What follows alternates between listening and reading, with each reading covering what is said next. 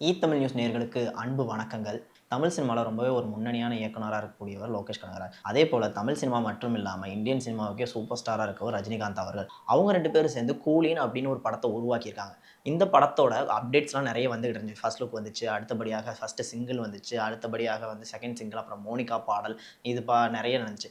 நேற்றைய தினத்தில audio launch நடந்துச்சு. ஆடியோ லான்ச்ல ட்ரெய்லரும் ரிலீஸ் ஆயிருந்துச்சு. மொத்தம் இந்த படத்தில இருக்க எல்லா பாடல்களும் ரிலீஸ் பண்ணியிருந்தாங்க.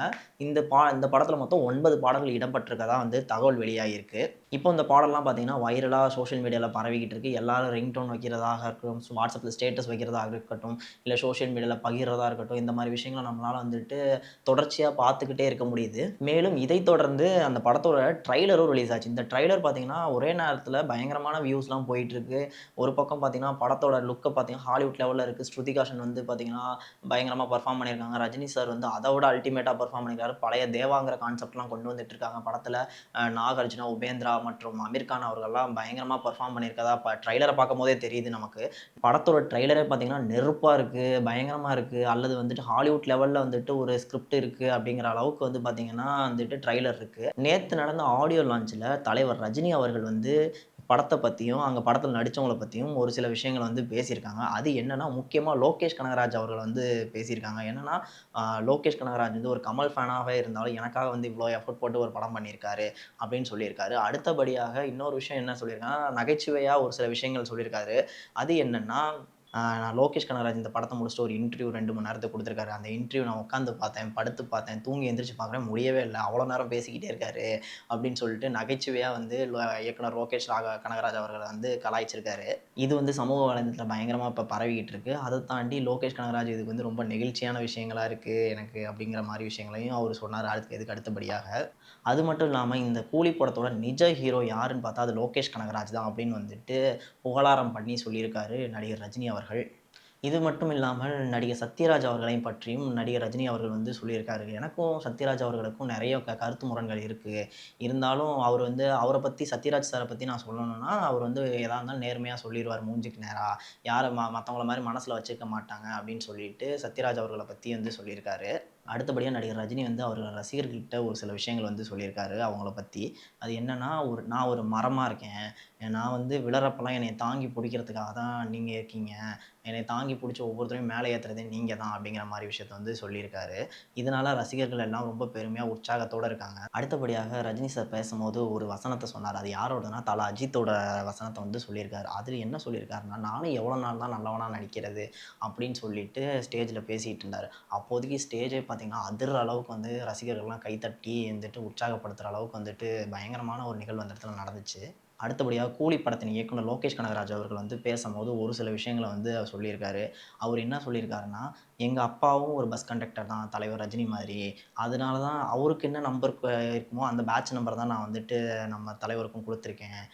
அப்படின்னு சொல்லியிருக்காரு. இதைத் தொடர்ந்து என்ன சொல்லியிருக்காருன்னா, "ரஜினி சார் வந்து என்னோட அப்பா மாதிரி" அப்படிங்கிற விஷயத்தையும் சொல்லியிருக்காரு. அடுத்தபடியாக படத்தை பற்றி ஒரு சில விஷயங்கள் சொல்லியிருக்காரு. படம் வந்து இதுவரைக்கும் நான் பண்ண படத்திலேயே இது ஒரு பெஸ்ட் ஃபில்மா இருக்கும். என்னோட கெரியர்லயே இது ஒரு நல்ல படமா இருக்கும். இத்தன படங்களுக்கு தாண்டி. இது மட்டும் இல்லாம படத்துல வேல பார்த்துருக்க எல்லாரும் நடிகர்கள், மத்த டெக்னீஷியன்ஸ் எல்லாருமே வந்து ரொம்ப பயங்கரமா வேல பார்த்துருக்காங்க. இதுவரைக்கும் நான் இந்த படத்த இவ்வளோ தூரம் ஆடியோ லான்ச் வரைக்கும் கொண்டு வந்துட்டேன். இதுக்கப்புறம் நீங்க தான் இந்த படத்த வந்து கொண்டு போகணும் மத்தவங்கள்ட்ட. அப்படிங்கிற மாரி விஷயத்த வந்து லோகேஷ் கனகராஜ் அவர்கள் வந்து சொல்லியிருக்காங்க.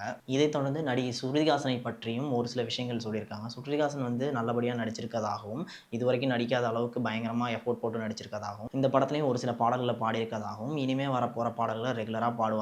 இந்த படம் உருவாகுறதுக்கு காரணம் ஸ்ருதிஹாசன் வந்து 2 வருஷமா என் கூட இருந்து ஹெல்ப் பண்ணதுக்கு ஒரு முக்கிய காரணம் அப்படிங்கிற மாரி விஷயத்தையும் வந்துட்டு லோகேஷ் கனகராஜ் அவர்கள் வந்து சொல்லியிருக்காங்க.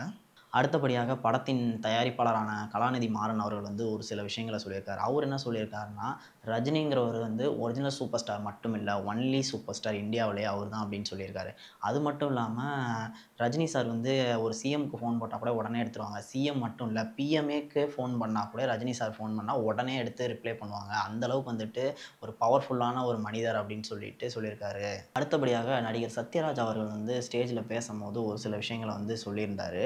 அவர் என்ன சொல்லியிருக்காருன்னா, "ரஜினிகாந்த் ஒரு சூப்பர் நடிகர். அதனால் தான் 50 ஆண்டுகளாக சூப்பர் ஸ்டாராக இருக்கிறார். தூங்கும்போது கூட ரஜினி சார் வந்து ஸ்டைலாக இருப்பார். இதுவரை ரஜினிக்கு வில்லனாக நடித்தேன். கூலி படத்தில் நண்பனாக நடித்துள்ளேன்" அப்படின்னு சொல்லியிருக்காரு.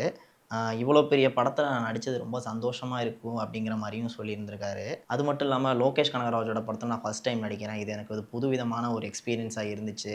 அது மட்டுமின்றி படத்த பத்தியும் ஒரு சில விஷயங்கள் பேசியிருக்காரு. லோகேஷ் கனகராஜ் வந்து ரொம்ப நல்ல இயக்குனர். அவர் வந்து நெறைய டைம்லாம் எடுத்துக்க மாட்டாரு. சீக்கிரம் வந்து நல்ல ஸ்கிரிப்ட் பண்ணி, சீக்கிரமான ஷாட்ஸ்லாம் வந்துட்டு எப்படி பண்ணணுங்கிற பிளான் பண்ணி பண்ணுவாரு அப்படிங்கிற மாரி விஷயத்த வந்து சத்யராஜ் அவர்கள் வந்து சொல்லியிருக்காரு. நல்ல ஒரு புதுவிதமான அனுபவமா இருந்துச்சு இந்த படத்துல நடிச்சது.